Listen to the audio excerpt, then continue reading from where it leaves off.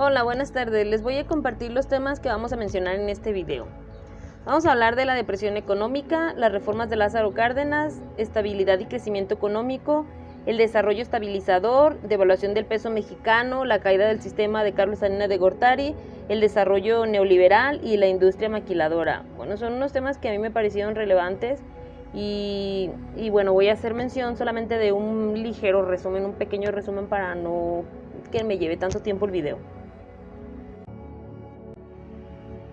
Con la depresión económica descendieron los costos en las mercancías y el comercio mundial.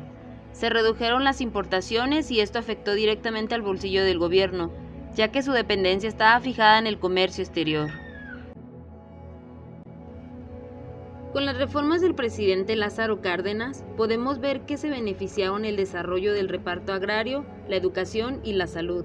Lázaro Cárdenas, además de esto, mostró su altruismo, dando refugio a miles de ciudadanos españoles que venían de la guerra civil de su país. Estabilidad y crecimiento económico. Con la Guerra Mundial, donde México entró a pugnar en 1942, como método de contención se instituyó al servicio militar. El impacto de la guerra benefició a la economía nacional, promoviendo el flujo de capitales del exterior y la posibilidad de emprender nuevos negocios, que obviamente los gobernantes y empresarios mexicanos aprovecharon para generar ganancias de nuestro mismo país. A este beneficio generado durante la guerra se le conoce como la sustitución de importaciones. Se le conoce como el desarrollo estabilizador a la baja inflación y la estabilidad de precios. Con esto llega la urbanización y el país se ve envuelto en pleno desarrollo. En esta época, los ciudadanos lo describían como el milagro económico. Y como todo lo que empieza tiene que terminar, se devalúa el peso en 1976, después de haberse mantenido estable durante 20 años. Para superar la crisis, el gobierno pide un préstamo al Fondo Monetario Internacional, mismo que nos llevó a la deuda externa del país. Y como si la deuda externa no fuera suficiente, llega otro impacto al país. Se le conoce como el fraude electoral. Sí, exactamente, estoy hablando de la caída del sistema de Carlos Salinas de Gortari, que dentro de su sexenio firma el Tratado de Libre Comercio, dejando atrás el viejo modelo de la sustitución de importaciones. Con Ernesto Zedillo en la presidencia, se vuelve a devaluar el peso mexicano, pero esta vez casi al 100%. Suben las tasas de interés y los deudores se vieron imposibilitados para pagar tan fuertes cantidades de dinero. La pobreza floreció, la migración a Estados Unidos creció como nunca, lo que trajo beneficios para el país por las divisas que ellos enviaban, que se convirtieron en grandes fuentes de ingreso para nuestro país. Desarrollo neoliberal. Miguel de la Madrid en 1982 y Salinas de Gortari en 1988, México implementa políticas neoliberales. Esto significa la liberación del comercio, desregulación financiera y privatizaciones. Otras instituciones internacionales impusieron a muchos países del tercer mundo a privatizar empresas públicas, con el argumento de que no eran eficientes y de que los ingresos percibidos por las ventas ayudarían a mejorar las cuentas fiscales. Este efecto era temporal, porque una vez vendidas todas las empresas o recursos públicos, no se conserva el flujo de ingresos futuros, más allá de los impuestos. Estas ventas apenas ayudaron a pagar los servicios de la deuda por algunos años a los bancos extranjeros.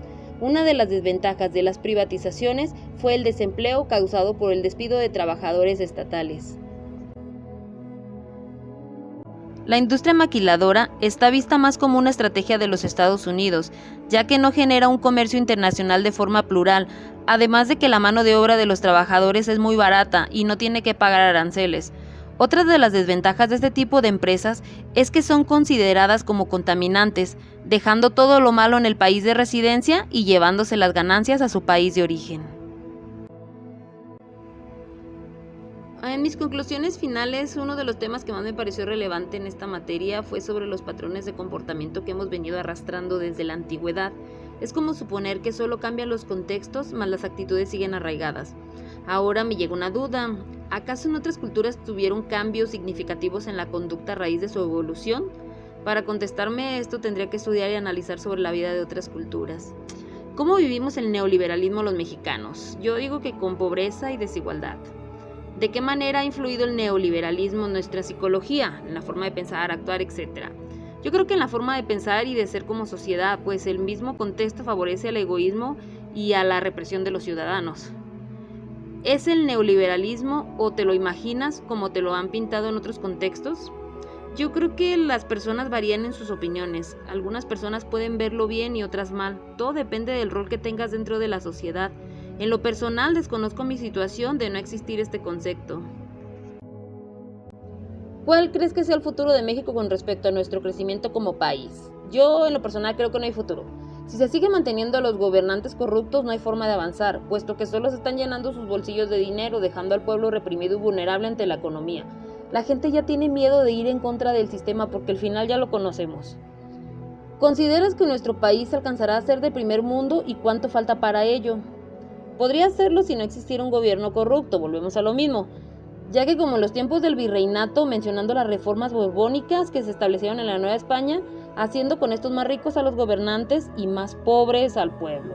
Seguimos arrastrando los mismos patrones de conducta de esta época y mientras no exista un cambio de pensamiento, el país no va a mejorar. ¿Qué cambios o propuestas debemos realizar los mexicanos para tener un país con rumbo claro y mejores oportunidades? Creo que es necesario invertir en la educación. Esto implica que en las escuelas den un apoyo de verdad y no se considere como una fuente de dinero, obviamente, ya que muchos mexicanos no tienen los recursos. Es por ello que no estudian.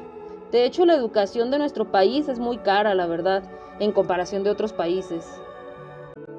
Mis propuestas, opiniones o puntos de vista críticos hacia los temas que yo elegí, bueno, yo opino que en México el gobierno debió de haber promovido e invertido más en el turismo, que privatizar las empresas, ya que el turismo también es una gran fuente de inversión para el país. En términos propios, echar mano de nuestros mismos recursos naturales para sanar nuestras finanzas. Digo, yo no sé si esto venga al caso, pero fue lo que se me ocurrió y creo que yo como presidenta, yo lo hubiera hecho, la verdad.